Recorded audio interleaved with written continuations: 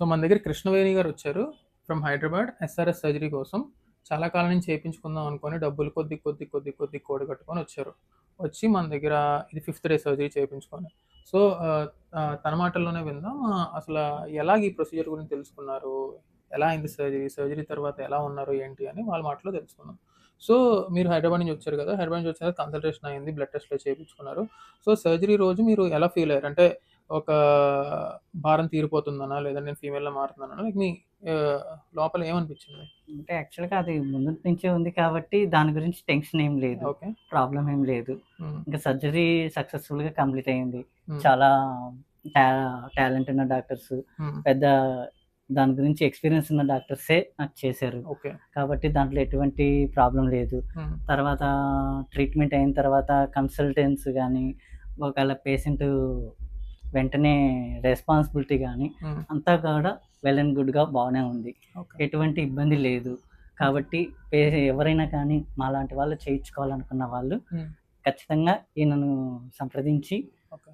Within short పీరియడ్‌లో కావాలనుకున్న వాళ్ళు కూడా హ్మ్. తొందరగానే రికవర్ అయ్యి తన వర్కులు తను చేసుకోగలుగుతారు. ఓకే. కాబట్టి నేను ఆల్రెడీ చేశాను కాబట్టి ఎక్స్‌పీరియన్స్‌తో చెప్తున్నాను. ఓకే. కాబట్టి మీరు కూడా ఎవరైనా వేరే వాళ్ళు చేయించుకోవాలనుకున్న వాళ్ళు, మీ ఇంటి దగ్గరున్న వాళ్ళు కానీ, లేకుంటే వేరే సరౌండింగ్స్‌లో ఎవరన్నా ఇలాంటివి ఎలా అని తెలియని ప్రపంచంలో ఉండే వాళ్ళు కూడా ఉన్నారు. హ్మ్. కాబట్టి వాళ్ళకి కూడా మీరు నా ఒక ద్వారా కాకపోయినా వేరే ఒక యాడ చూసినా కూడా ఈ క్లినిక్ అనేది కొద్దిగా బెస్ట్. హ్మ్. కాబట్టి దాని గురించి నేను చెప్పగలుగుతాను. Thank you. సో మీకు సర్జరీ అయిన తర్వాత మీ పెయిన్ ఎలాగుంది? పెయిన్ అనేది ఖచ్చితంగా ఉంటుందండి. ఎందుకంటే అది ఒక జన్మ నుంచి మనం ఇంకొక జన్మకొస్తున్నాం కాబట్టి పెయిన్ అనేది 2 డేస్ కంపల్సరీగా ఉంటుంది. దాంట్లో ఎటువంటి డౌట్ లేదు. హ్మ్. ఆ జన్మ నుంచి ఈ జన్మకొచ్చాం కాబట్టి ఈ జన్మలో మనం ఎలా బతకాలనుకునేది మీరు ముందుగానే డిసైడ్ అయ్యుంటారు. కాబట్టి అది మీ యొక్క కేపబుల్ బట్టి ఉంటుంది. మీ మైండ్ సెట్‌ని, మీ యొక్క స్ట్రెంగ్త్‌ని బట్టి ఉంటుంది. సో మీకు ఆ పెయిన్ 2 డేస్ ఉంది. దాని తర్వాత నుంచి మీరు నడవడం స్టార్ట్ ఆ! చేశారు. నడవడం సెకండ్ డే నుంచి స్టార్ట్ చేశారు కదా! సో ఎలా అనిపించింది? అంటే ఇంత త్వరగా రికవర్ అయ్యానేంటబ్బా! నడుస్తున్నానని అనిపించిందా? అనేది మనకు ఉండాలి. ప్లస్ డాక్టర్లు గూడా చెప్తారు. వాళ్ళు మెడిసిన్స్ ఇస్తారు. అవన్నీ టైమ్ టు టైమ్ వేసుకోవడము. హ్మ్. అవన్నీ మనం పాటిస్తేనే మనం రికవర్ అయ్యగలుగుతాం. ఓకే. సో ఇప్పుడు ఈ 5 డేస్ అయింది కదా! 1 డే, 2 డే, 3, 4 మీరు ఫ్రీగా నడవడం స్టార్ట్ చేయడం థర్డ్ డే నుంచి ఇంక బాగా ఫ్రీ అయిపోయారు. బాగా మాట్లాడతారు. బయటికి కూడా ఎళ్లి వస్తున్నారు. సో మా ఇన్ హౌస్ స్టాఫ్ అంటే మా మేనేజర్ అయినా, లేకపోతే నర్సింగ్ స్టాఫ్ అయినా, లేకపోతే డాక్టర్ గారైనా ఎలా ఉంది వాళ్ళ అంతా ఎక్స్‌పీరియన్స్? బానే ఉందండి. ప్రాబ్లమ్ లేదు. హ్మ్. దాని గురించి ఎటువంటి డోకా లేదు. హ్మ్. అది డామ్ షూర్. సో ఇప్పుడు ఎవరైనా చాలా దూరం నుంచి వద్దాం అనుకున్నోళ్ళు ఏం చేస్తారంటే కొంతమంది కమ్యూనిటీ త్రూ వద్దాం అనుకుంటారు. కొంతమంది డైరెక్ట్‌గా వద్దాం అనుకుంటారు. కొంతమంది కమ్యూనిటీ త్రూ రావడం వల్ల వాళ్ళకి కొంత పే చేసుకొని అమౌంట్ దాని తర్వాత వీళ్ళు మేనేజ్ చేసుకొని రావాల్సొస్తుంది. సో చాలా విషయాల్లో అలాగవుతుంది.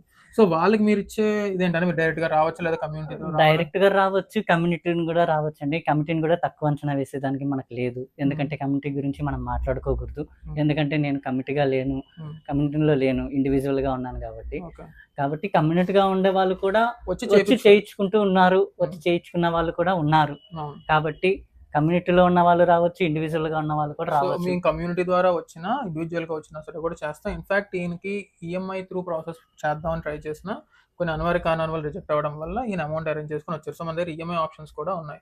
సో, ఇప్పుడు మనం మిగతా దగ్గర కూడా మీరు కనుక్కుంటే బెంగుళూరులోనో లేకపోతే ఇంకెక్కడైనా కొద్దిగా డబ్బులు తక్కువ అని చెప్పారు. కానీ మా దగ్గరికే వచ్చారు కదా! మీరు చేపించుకోవడానికి సర్జరీ. మరి అక్కడికే వెళ్ళొచ్చు కదా! ఎందుకొచ్చారు? అంటే ఎందుకంటే హైదరాబాద్ నుంచి బెంగుళూరు దగ్గర అవ్వచ్చు కూడా కదా!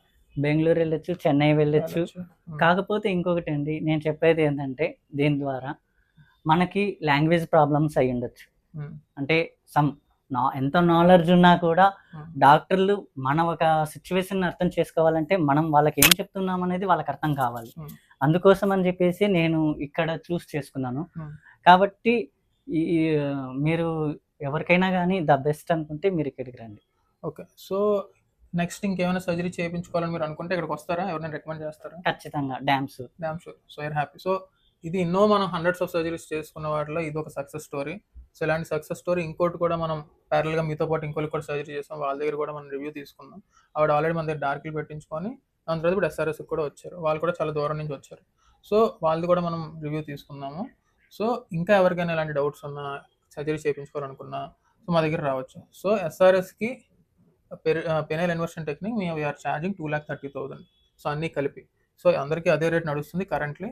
రేట్స్ ఇంకా రివైజ్ అవ్వలేదు. సో డబ్బులు కొద్దిగా ఎక్కువైనా ది బెస్ట్ రావాలి అనుకుంటే మా దగ్గర రావచ్చు. సో ఇంకేమైనా డీటెయిల్స్ కావాలనుకుంటే కింద స్క్రోల్ అవుతున్న నెంబర్ మీద కాల్ చేసి సంప్రదించగలరు.